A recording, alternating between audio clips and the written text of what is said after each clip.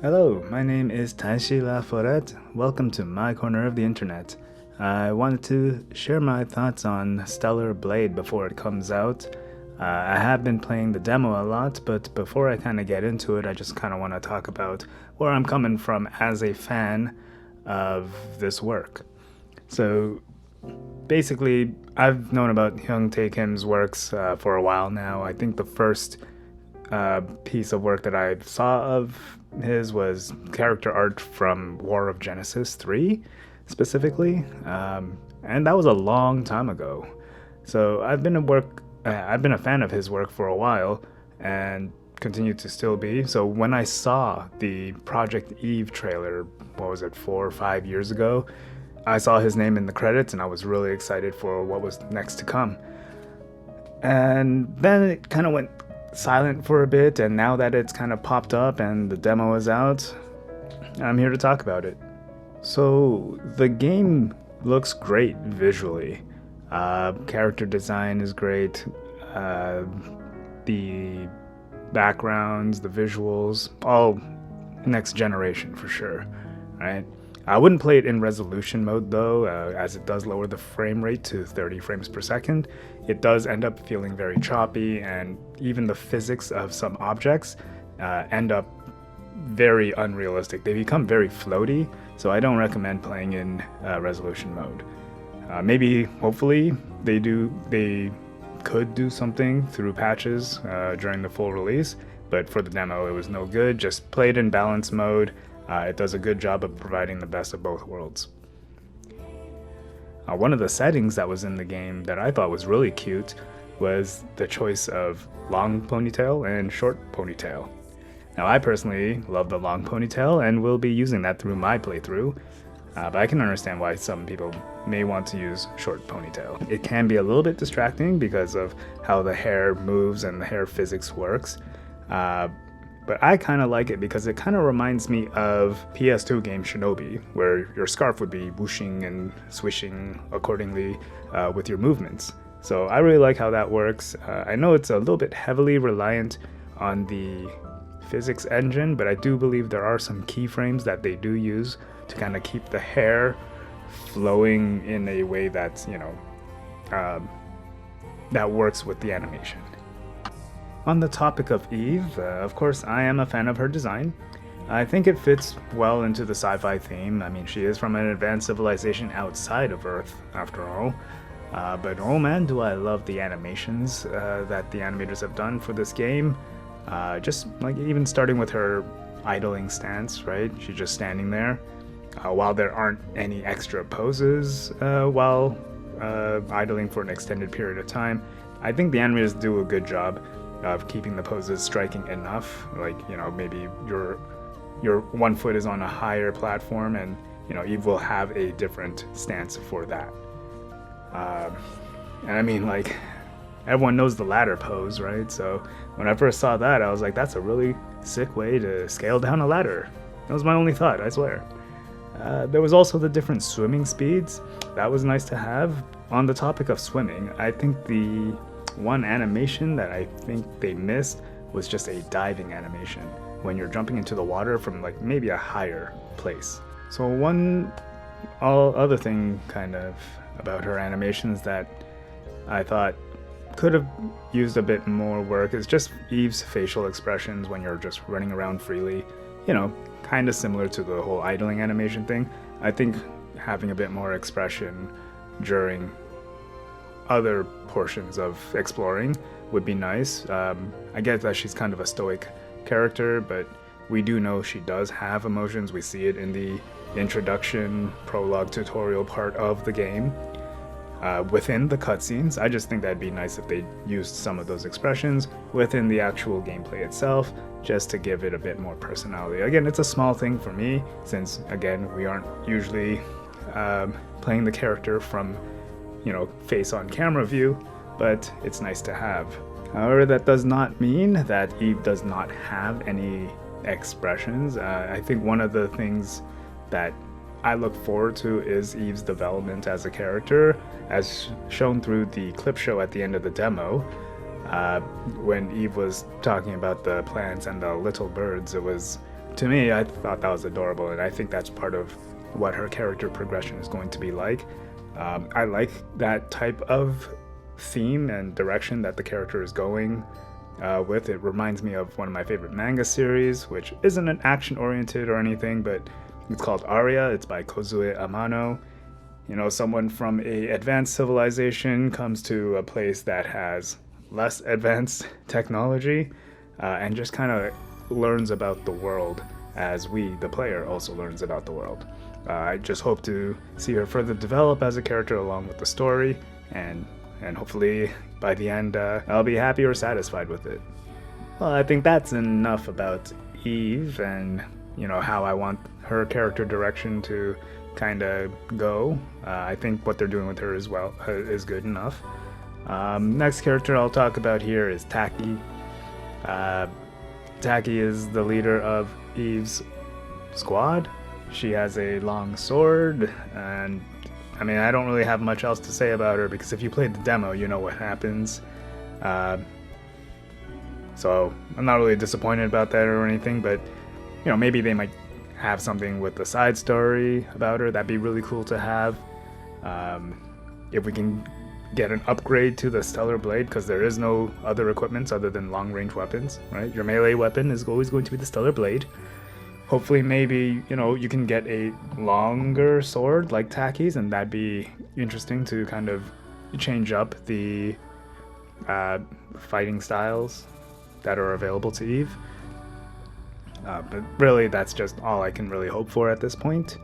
Next character would be Adam. So, Adam is the guy in the chair, right? He operates a drone, which ends up being, you know, Eve's companion during her time exploring the other lands. He keeps us company while we're running around, but you know, he also talks to us. He tells us about the world before the ruin. At first, I didn't really have much of an impression of him, but I read through some of the notes that you pick up and some of the triggered events, like mini events along the way, like the ones in the library. And I kind of started to appreciate him being there. It also helps play up on Eve's development as she's learning about where she is, right? And, you know, how things are on Earth. So we also learn through Eve's experience also. Eventually, the drone does become our ranged weapon, and I think this is a pretty neat way to incorporate him into the gameplay, and that way he's not just a talking mouthpiece that follows us around. He also kind of guides us to where our next objective is, which is really helpful. So he's always been there as a piece of gameplay, but now he can be part of the combat, right? Maybe one thing about Adam as a character, well, maybe not a character, but as they've used him as a character, I really was disappointed with some of the flashbacks, like when they were, you know, when Adam saves Eve and, you know, helps her recover. The fact that it was just like a bunch of black and white still images kinda disappointed me.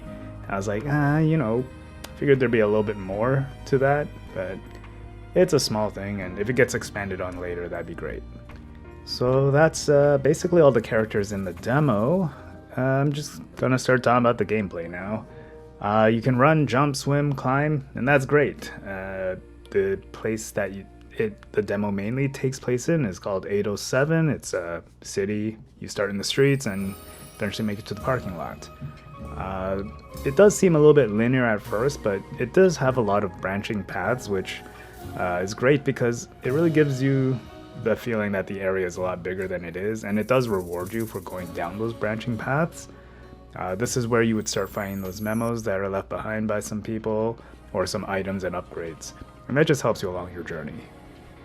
In terms of the controls, again, the layout isn't overly complicated, which is nice. It doesn't really do anything out of the ordinary in terms of telling you what the character is capable of. You know, you have your weak attack, your strong attack, which is going to be slower. You can jump, dash, block. You have your skills trigger, your range item triggers, and your items. I did kind of find it weird that left and right on the D-pad aren't assigned to anything. I'm not sure if that was if that's going to be how it is in the full game, if there's going to be an option for that. It might have something to do with changing your range weapon, maybe. Yeah, that'd be kind of cool. And at the end of the day, it really depends on how you take those controls into combat. I do feel that in terms of multiple enemies, it's a little bit difficult to target what you want when you want. However, again, there are skills or skill moves that you can use to help remedy and make those fights a little bit easier. Generally, the bigger enemies will be kind of one-on-one, maybe two. But other than that, maybe medium-sized enemies will be two, but larger ones definitely tend to be far enough away from the smaller enemies to kind of keep it one-on-one. And talking about one-on-one fights, the boss battles against those Naitibas. For me, the boss battles is where the game shines. Overall, they can be a little bit challenging at first, but once you kind of get into fighting them a couple more times, you can start kind of seeing some patterns.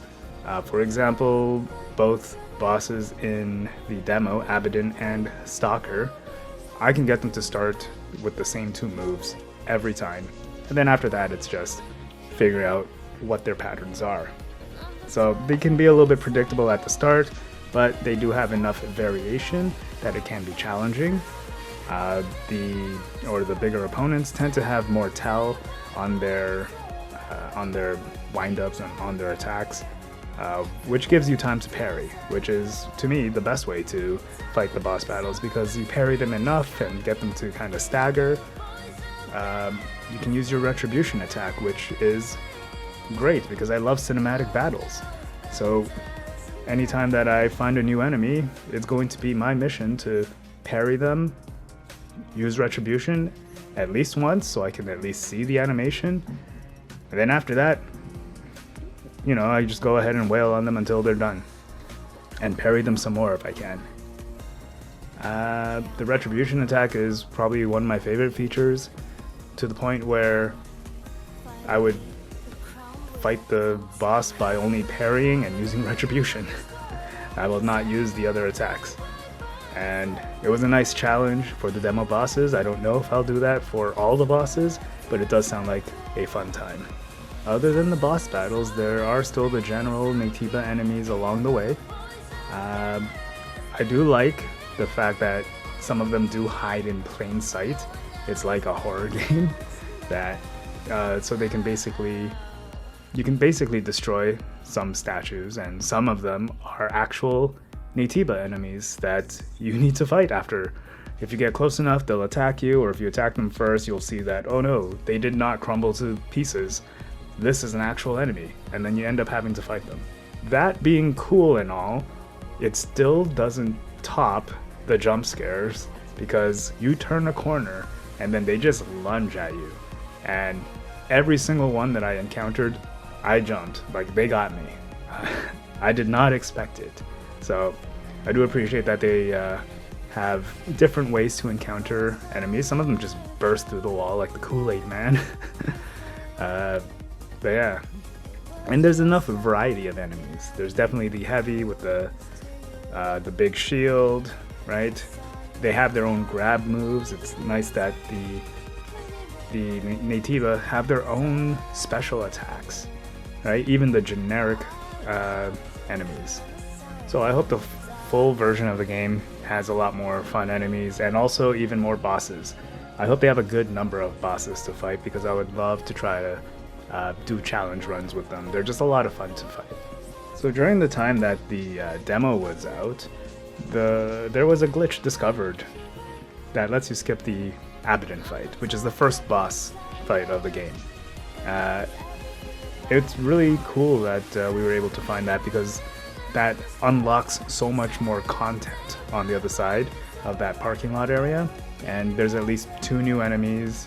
It also kind of lets you see more of the world, right? Because you kind of start in the Silent Street, which is all, gray and blue, and then you get to this area in the second part of the demo, I guess, quotations, second part of the demo, where it's like, it's more sunny and orange. You also get to see a new animation that Eve has that you can't find in the original demo, and that is rope climbing. It's different than ladder climbing. That's the only difference, I think. there's a lot more things to ambush also on the other side, and that was a lot of fun. All that extra content was great, and it made the demo just so much more enjoyable. I'm really looking forward to the game being released later this week. I may have some concerns, maybe for the story and how it ends, but that's more of a me thing. I'm not really big on post-apocalyptic situations because they tend to be quite dark. I'm hoping that this isn't going to disappoint me. I hope that there is a bit more of a happier ending, but it has been pretty dark considering the earlier parts of the demo.